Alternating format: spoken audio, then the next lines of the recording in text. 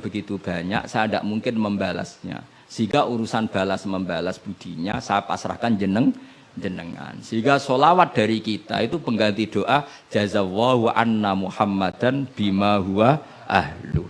Balaslah ya Allah Rasulullah Muhammad dengan status yang beliau miliki. Karena kita ini utang jasa tapi tidak berkutik mau balas pakai sehingga sama-sama sholat. Minallah maknanya pemberian, dari malaikat maknanya istighfar, dari kita maknanya tadarruk. Semuanya katanya sholat.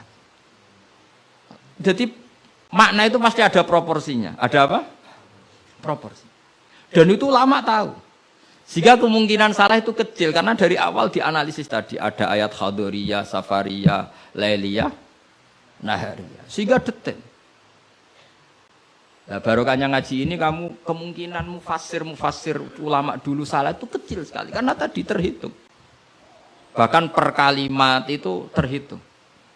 Sampai ada guyonan ulama kalau kamu ingin tes doktor tafsir. Itu ada satu kata, sak kalimat, ora sak kalam, sak kalimat yang diturunkan Quran. Itu ketika ada ayat wa kulu washrabu hatta yatabayyana lakumul khaytul abyadu minal khaytil aswad. Dhisik waqaf. Minal aswad itu wakaf. Sehingga sahabat itu kalau bulan Ramadan, kalau malam-malam dulu kan tidak ada listrik.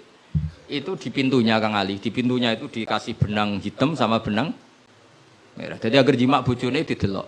Orang ketok ijek oleh berarti kan gitu. Kok orang ketok ijek oleh. Mangan ya gitu, mangan tengan mangan nginceng neh. Oh, orang ketok berarti. Karena ukuran menjadi enggak boleh makan minum itu apa? Sehingga benang hitam terbedakan dari benang putih dalam pandangan mata. Ya begitu terus. Ketika Rasulullah dilapuri wong salah paham mau do masang apa? Benang. Menawa santri sing nakal benange cilik ben ketok-ketok. Nak benange gede kan gampang ketok. Akhirnya Jibril teko. Ora ngono mat maksude umatmu salah paham. Iki aja ana sak kata surung tak turunno minal fajr. Dadi minal fajr itu satu-satunya contoh ning Quran. Sing turun mau sak kalimat tok. Dadi Jibril kok langit medun ning bumi, iku mau nggawa minal fajr. Ya sakake asline kok langit tok bumi mau nggawa apa? Minal fajr. Iku Jibril mau turun apa? Minal fajr. Satu-satunya contoh Quran turun sak napa? Sak kata, sak kalimat. Ora kok apa? Sak kalam ra musnad sampai musnad ilah. Saya teruskan malih ya. Jadi kemungkinan para ulama salah itu kecil karena tadi sanatnya musalsal ila Rasulillah Shallallahu Alaihi Wasallam. Sampai ketika ayat itu dibaca Nabi saat di rumah Sayyidah Aisyah, temanya adalah pembebasan Aisyah dari tuduhan apa? Zina. Terus peristiwanya sama siapa, tuduhannya siapa, yang menuduh siapa, itu detail sekali. Yang menuduh adalah orang-orang munafik. Terus Sayyidah Aisyah tersiksa karena omongannya si A, si B. Ini detail sekali. Nah, barokahnya detail itu kemungkinan salah itu kecil. Andai kan itu tidak detail, maka orang akan menafsirkan ayat dengan makna am, dengan lafadz am. Dan itu bahaya. Misalnya lafadz am gini, innal insana lafi khusrin, semua manusia pasti getun. Mosok Rasulullah masuk lafadz innal insana, masa para nabi, para wali masuk innal. Tapi kalau kamu tahu bahasa Arab kan, alil ahdi, al itu untuk makna takrif. Orang tertentu yang kelakuannya tertentu itu lafi khusri. Sehingga proporsional. Apa proporsional? Makanya ketika ada ayat misalnya gini, wa anni faddaltukum alal alamin. Bani Israel didawi pangeran, saya memuliakan kamu di atas seluruh penduduk dunia. Semua mufassir mengatakan karena umatnya Rasulullah adalah umat terbaik, kuntum khaira ummatin. Tapi kenapa Bani Israel dikhitopi wa anni faddaltukum? Oh begini, ala alami zamanihim apa? Ala alami zamanihim. Bani Israel adalah penduduk terbaik di eranya atau di masanya. Kenapa begitu? Karena ada al. Apa? Ada? Seperti begini ya. Mbak Arwani itu yang terbaik di eranya. Tentu beliau kan nggak akan merasa lebih baik ketimbang Mbah Munawir karena gurunya. Mbah Mun terbaik di eranya tentu dibanding kita-kita. Kalau dibanding Mbah Zubair, sama Said Abdul Al-Haddad terbaik. Tapi kan nggak mungkin beliau kerja dibandingkan sama Faqih Muqaddam, sama Habib Ahmad bin Isa al-Muhajir. Semua ini orang-orang terbaik tentu kita tafsiri di eranya. Karena mesti beliau-beliau punya senior. Paham ya, jelas ya? Sama lah. Ketika wa anti faddaltukum alal alamin, Bani Israel dikhitabi gitu, alami zamanihim. Bahwa Bani Israel lebih utama hanya dibanding apa? Orang di eranya. Tidak mungkin mengalahkan umat Rasulullah SAW. Karena umatnya Nabi kena status kuntum khaira ummati. Ya jelas ya. Jadi, nah, siapa yang tahu proporsional ini? Lagi-lagi ulama. Jadi ini penting, ulama ini penting. Sama ketika Rasulullah itu nyuwun sewu ya mau berteman orang-orang kafir. Itu ulama yang tahu. Bertemannya apa? Karena Rasulullah tidak punya hadzun nafsi, bertemannya adalah tatmi anil Islam supaya menyenangkan mereka masuk Islam, tolaban di imanihim wa toma'an di imanihim. Tapi nak sing akrab sampean, oh paling untuk servis sih. Gak butuh Islami, butuh duit. Kan nanti terserah. Sama-sama dohire itu mau berteman, tapi kan beda orang soleh sama ndak. Aku bolak-balik nyontono gampang kasus wong itu. Ana wong soleh ngekeki dhuwit rondo ayu. Wis pikirane nulung. Tapi nak wong dolim ngekeki dhuwit mesti pesen, mbok pesen apa ora. Jadi sama, perilakunya sama-sama memberi. Tapi orang soleh sama orang fasik selalu beda. Makanya Allah nak ngendikan itu sederhana dan ini sangat sederhana tapi sangat dalam. Qul hal yastawil ladzina ya'lamuna wal ladzina la ya'lamun. Afaman kana mu'minan kaman kana fasiqo. Sama. Lho coba kiai sama orang fasik ya ramah ya lomo. Enak menawa gelem dadi apik. Antar wong fasik ya sayang ya lomo ben kena dadi anak buah ben gelem ngedaro narkoba. Lomane padha pemberiannya sama. Sing kiai memberi ben orang ini jadi baik, sing badan narkoba memberi ben gelem dadi anak buah. Memberinya sama. Perhatiannya yang beda apa? Niatnya. Karena tidak akan sama afamangka namu kualitas maknanya terjaga. Karena bawa koyok kue terus diterjemah. Apakah orang mukmin sama dengan orang fasik? Jawab tidak. Itu bangunnya apa ujian masuk madrasah aliyah. Bocok orang karu-karuan paham itu. Jadi sing detail ya ngaji Quran sing detail. Jadi afamangka namu minang kamangka nafasik. Makanya Rasulullah nanti ngendikan dan hadis ini saya pegang betul. Jangan geman salah faham sama orang soleh yang alim karena motifnya pasti kebenar meskipun dohiri salah. Terus Nabi ceritakan Habrun min ahbari Bani Israel, dulu itu ada orang alim dari Bani Israel. Itu orang soleh sekali, alim sekali. Tapi ketika beliau sedekah itu dikasihkan sama maling. Fatahat dasan nas, orang geger, orang alim sedekah mbek maling. Kemana Kang Ali santri ra dikai malah maling. Kontroversi belum selesai, hari kedua dikekno lonte, dikekno wong nakal. Geger meneh. Ini orang alim kok malah ngamaling lonte. Geger. Geger belum selesai hari ketiga, dikekno wong sugih. Jadi 3 hari itu keliru terus. Tapi beliau orang alim, orang ini dipuji Nabi. Kata beliau begini, wong nganti dadi lonte, wak kepen golek duit. Jadi wingi ku tak kei, nduk kowe wak dadi lonte golek duit iki tak kei tapi ora usah dadi lonte. Fala Allah antas taifa, saya memberi itu supaya dia enggak jadi nakal. Beda enggak ambek wong fasik sing ngekei duit. Ayo beda ta ora? Terus yo pesantren. Terus copet itu dikasih, ditanya. Kenapa kamu ngasih copet? Lah ya copet nganti nyopet golek duit. Cung ora usah nyopet ya dina iki tak kei. Biasane sedina untuk piro cung misale? Ya 500.000 wis kei 500.000 ora usah nyopet. Artinya apa? Sama-sama bentuknya itu ngasih, tapi motivasinya B. Sing paling sinis terakhir wong sugih dikai. Wong sugih ya bingung, "Mbah ya iku lho sugih mbok kei dhuwit." Lah nganti kowe medhit, iku ora saking senenge dhuwit tak tambahi. Akhirnya isen sing sugih. Makanya masyhur itu. Jadi artinya gini loh, wong alim ora iso dipadakno wong. Makanya ketika Rasulullah SAW berteman dengan Nasara Najron, sampai Nasara Najron sowan ke Nabi konsultasi tentang agama. Terus bagian riwayat Nabi menghormati mereka. Itu beda dengan kita. Kita seperti itu nggak boleh niru-niru amat karena konteksnya beda. Kekuatan kita, iman kita dengan Nabi itu beda. Tapi tetap ini menjadi hukum. Siapapun boleh menganalisis sesuai pahamnya masing-masing. Tapi tetap beda. Saya ulang lagi tetap beda. Karena tadi, misalnya ada wong alim, soleh, terus senengannya mulang rodo-rodo ayu.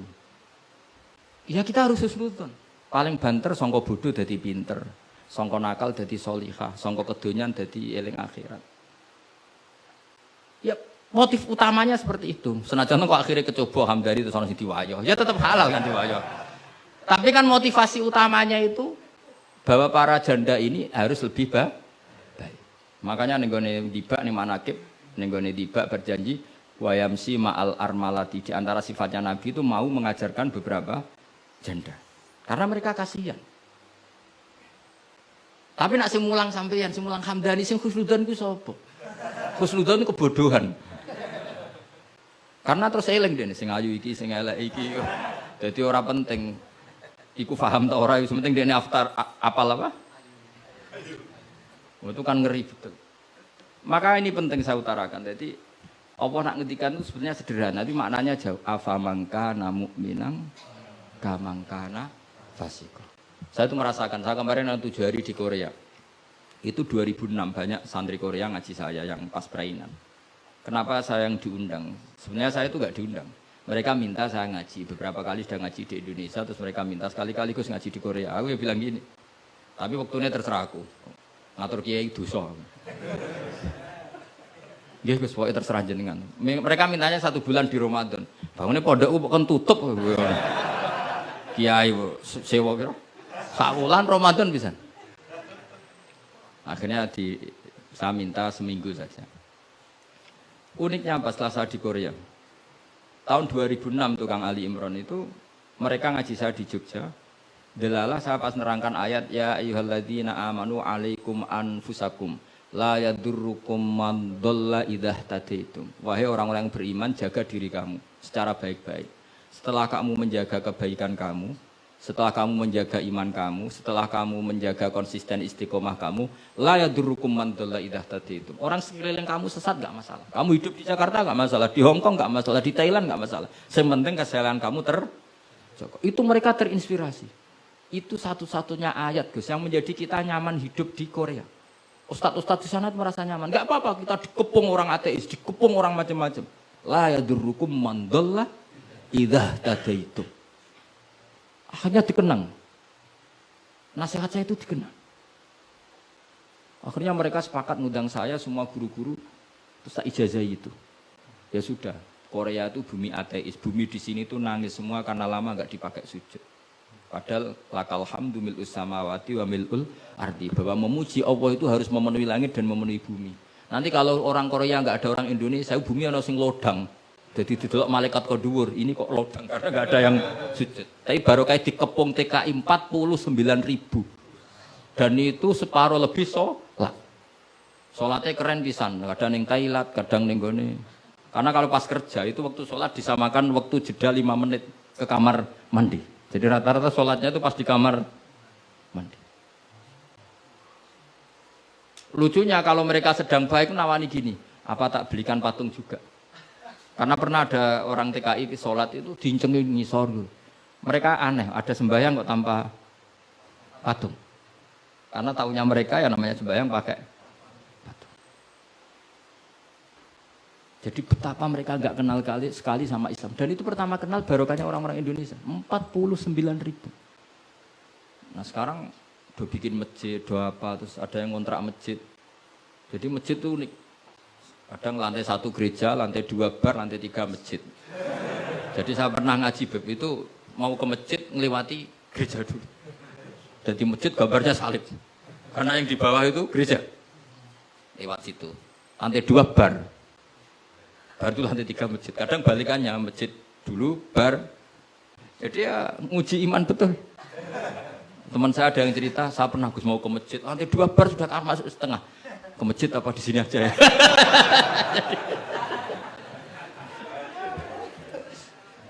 Tapi ya tadi, makanya Kita semua syukur betul umatnya Rasulullah Shallallahu Alaihi Wasallam itu dikawal Quran ila yaumil kiamat. Jadi yang dikawal Quran bukan orang Kudus saja, bukan orang yang daerahnya mayoritas Muslim saja, termasuk orang yang di Korea, di Uni Soviet juga dijaga Quran. La yadurrukum man dhalla idza tadi. Saya punya dokumennya ya, orang-orang Rusia Kang Ali. Ketika Uni Soviet itu mengkooptasi 100 tahun. Itu orang-orang Islam turunan Uzbek, turunan Syria, turunan Arab. Itu kalau ngajarkan tauhid itu di basement, di bawah tanah. Karena mereka dipaksa menjadi komunis. Tapi Allah itu maha kuat. Allah huwal qawi, Allah itu zat yang kuat, gak terkalahkan. Mereka selalu ngajar anak-anaknya di bawah tanah untuk ngajarkan tauhid. Dan doa mereka didengar Allah. Akhirnya Uni Soviet hancur menjadi negara persemakmuran. Tapi sekali menjadi negara persemakmuran langsung menjadi negara Islam, yaitu Ceknya, Uzbek, Tajikistan. Laukanu khina kufrihim tidak belajar Islam maka tidak bisa mendirikan negara Islam. Tapi karena mereka ketika dikooptasi Uni Soviet tetap belajar Islam, sehingga pertama merdeka langsung negara Islam. Andai kan mereka sudah meninggalkan Islam secara pelajaran maka tidak bisa mendirikan negara Islam. Tapi mereka ketika dikooptasi tetap belajar Islam meskipun sembunyi. Sebenarnya itu jenenge la yadurrukum man dhalla idza tadaitum. Jadi orang sekeliling kamu sesat gak masalah, asal komitmen kamu sendiri tercerahkan atau mendapat. Dan saya itu ingin ya Quran seperti ini tuh mancep ning umat Rasulullah Shallallahu Alaihi Wasallam. Jadi eling-eling ya ayyuhalladzina amanu alaikum anfusakum la yadurrukum man dhalla idza tadaitum. Jadi kamu tidak usah takut zaman. Kayak apa Jakarta? Jakarta kata orang banyak kota maksiat gini-gini. Itu tidak benar. Banyak orang-orang alim. Siapa yang nggak ngerti Habib Mundir di era modern? Sampai Majelis Rasulullah besarnya juga di Jakarta. Siapa yang nggak ngerti keluarga Kuitang? Orang-orang alim yang non Habaib juga banyak. Dulu ada Mbak Syafi'i, sekarang ada Pak Sukron Makmun, Pak Nur Iskandar. Banyak teman-temannya bapak yang alim di Jakarta. Santri saya yang Jakarta ya banyak. Muhibin saya Jakarta ya banyak. Karena ketika orang itu baik, itu la yadurrukum man dhalla idza tadaitum. Uni Soviet kayak apa dikjayanya? Ketika mereka hancur, malah mereka akhirnya yang hancur dan berdiri negara-negara persemakmuran dengan asas napa? Islam. Jadi kowe ora usah kuwatir, wah iki negara Indonesia rusak tauhid kudu dihancurno. Wah, apa-apaan gak tau ngaji, yakin gak tau ngaji. Agama ini akan dijaga Allah ila yaumil kiamat. Jelas dawe Nabi la tazalu ta'ifatun min ummati zahirina 'alal haq la yadurruhum man khalafahum. Sebagian riwayat la yadurruhum man nawa'ahum. Agama ini kata Nabi selalu umatku ini ada pembela-pembela kebenaran ila yaumil kiamat kata Nabi. La yadurruhum man khalafahum, dan umatku yang bela kebenaran ini tidak akan terkalahkan oleh orang yang menentang mereka. Dulu ketika kita kecil, sampai pengajian kudu lapor Polres, mubalake di data, dia bener riyen. Sakniki pengajian rasa diundang Polsek ora. Bedanya kan jauh sekali. Dulu kan kayak kesulitan. Sekarang kayak apa? Padahal kualitas ibadah kita mungkin hebat. Tidak mungkin, mesti hebatnya wong dhisik-dhisik. Tapi agama ini dijaga Allah. Nah cara kiai-kiai sing tasawuf dhisik digawa Imam Ghazali, Syekh Abdul Qadir Jilani. Iku agama mlaku. Berhubung agama diurusi pangeran, saiki digawa mudin ya mlaku. Mergo sing ngurusi pangeran. Cara sing ngurusi manusa agama iki wis tutup. Mergo sing gawa trimo mudin. Tapi berhubung dijaga pangeran, sing gawa rodok-rodok pidol wis tetep mlaku. Jadi Hamdani wis tetep mlaku. Ya memang Allah Ta'ala sudah janji la tazalu ta'ifat. Ini dawuh Kanjeng Nabi. Dawuh Kanjeng Nabi tentu semakna dengan wahyu. Karena apa? Wa ma yantiqu 'anil hawa in huwa illa wahyu yuha. Jadi dawuh Nabi la tazalu ta'ifatun min ummati zahirina 'alal haq la yadurruhum man khalafahum.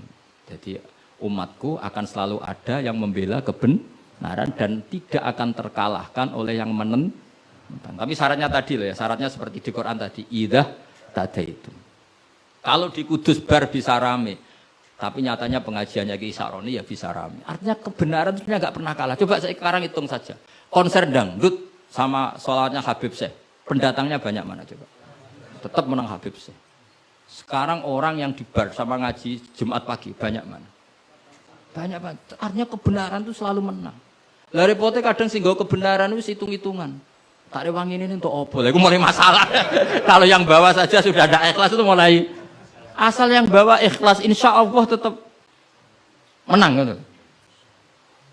Dong tapi paham ya, orang usah tersinggung ya, biasa wae ora usah. Jadi artinya Allah menunjukkan kebenaran kan sesuatu yang enggak menarik itu sebetulnya. Kok menarik piye dong kiai ini wis lanang jenggoten. Brewoken lah anak dulu artis kan karuan sing disawang ayu. Lah iki misale Khadruwan sing Hamdani Ali wis delok kok ngaji gini iki sing nguri delok Hamdani untuk apa ya. Tapi yang menarik wae. Ya coba Vatikan, saya punya teman itu pernah main di Vatikan. Itu kan menarik, ada gondola, orang Eropa itu cantik-cantik, katokan cekak. Wajar lah kalau menarik. Tapi masih kalah dengan Ka'bah. Ka'bah wis kotak, pinggire wong brewok jobahan. Tapi wong mukjizat. Kuwi iku wong ya wedan tenan mara Ka'bah. Edan seneng banget, ora edan basa Jawa, basa Arab. Cara wong Jawa nak darani seneng banget wis apa? Coba. Justru itu ketok mukjizate Ka'bah. Lah iya kalau orang ke Vatikan kan menarik wajar kan akeh wong ayu, sungainya indah. Mara Ka'bah saja. Terus kotak ireng pisan. Ngono wong Arab-Arab. Wotok-kotok kadang dituwakoki. Wah, tapi wong Ka'bah iku keramat. Daya tariknya ya luar. Lha umpama nuruti teori sosial, Ka'bah itu menarik enggak? Coba sampeyan jawab. Justru iku keramate. Kiai yo ngono, wis watuk nak mulang ra enak. Wadang mulang saking sepuhe sidang itu. Tapi sing ngaji yo wah ge. Ana cah nom wis jaga penampilan, jaga imet, berhubung niate ora pati ikhlas. Lah wong yo ora seneng. Dago wong itu. Dadi pancen agama iku mesti iso jaga agama mau ikhlas tok. Mun ngandel kula. Karena wa ma umiru illa liya'budu wa mukhlishina lahuddin. Jadi agama ini hanya bisa dijaga oleh apa? Ikhlas. Dilatih. Carane ikhlas piye Gus? Aku dhewe latihan mbok takoki. Tapi sementing yo cuma latihanku wis suwe, dadi kemungkinan wis sukses. Dadi mun Al-Fatihah. Bismillahirrahmanirrahim. Allahumma shalli ala sayyidina Muhammad wa ala ali sayyidina Muhammad. Rabbi azzilni munzala mubaraka wa anta khairul munzilin. Rabbi azzilni munzala mubaraka wa anta khairul munzilin. Rabbi azzilni munzala mubaraka wa anta khairul munzilin. Allahumma aftah alaina wal khair wa bil barakah wa bil ni'mah wa bil rizqi wa bil quwwati wa bil sehat wa bil salamah wa bil jannah. Allahumma bina min kulli bala'i dunya wa dabil akhirah wa sarif anna bi'aqil Qur'anil azim wa nabiyikil karim sarad dunya syarr akhirat ghafara lahum lahum bi rahmatika ya arhamar rahimin. Allahumma ya man nuru bisiri wa syiruhu fi halqin uyulin nadirin wa qulubil hasidin wa bagin kama ahwayda ruha bil jazadi innaka la kulli syai'in qadir. Ya hayyu ya qayyum ya badi'as samawati wal ard ya dzal jalali wal ikram ya Allah. La ilaha illa anta as'aluka ya qalbi bin nuri hidayatika ya arhamar rahimin. Ya arhamar rahimin, ya arhamar rahimin. Allahumma inni as'aluka rahmatan min indika tahdi biha qalbi wa tajma'u biha samli wa tarudu biha fitnata anni. Allahumma rizqna mutaba'atan nabi sallallahu alaihi wasallam awalan wa akhiran wa zahiran wa batinan wa qawlan wa fi'lan wa ta'atan wa ibadatan wa amalan salihan wa indah. Allahumma zidna bi hayatil ulama'i wa amidna bi mauti syuhada'i wa ansurna yawmal qiyamati fi zumratil awliya'i wa takhil jannata ma'al anbiya'i alaihimussalam. Rabbana hab lana min azwajina wa dhurriyyatina qurrata a'yun waj'alna lil muttaqina imama. Rabbana la tuzigh qulubana ba'da idh hadaytana wa hab lana min ladunka rahmah innaka antal wahhab. Rabbana atina fid dunya hasanah wa fil akhirati hasanah وقنا عذاب النار اللهم إنا نسألك رضاك والجنة ونعوذ بك من سخطك والنار يا عالي من الشر منا لا تهتك صدرنا وعافنا واعف عنا وكلنا حيث كنا يا الله بها يا الله بها يا الله بحسن الخاتمة يا الله بها يا الله بها يا الله بحسن الخاتمة يا الله بها يا الله بها يا الله بحسن الخاتمة اللهم إنا نسألك زيادة في الدين وبركة في العمر وسعة في الجسد وسعة في الرزق وطوبة قبل الموت وسعادة عند الموت ومغفرة بعد الموت وعفوا عند الحساب وأمانا من العذاب ونصيبا من الجنة ونصيبا من الجنة ونصيبا من الجنة وارزقنا نظر إلى وجهك الكريم وصلى الله على سيدنا محمد وآله وصحبه وسلم سبحان ربك رب العزة عما يصفون وسلام على المرسلين والحمد لله رب العالمين. سر الفاتحة.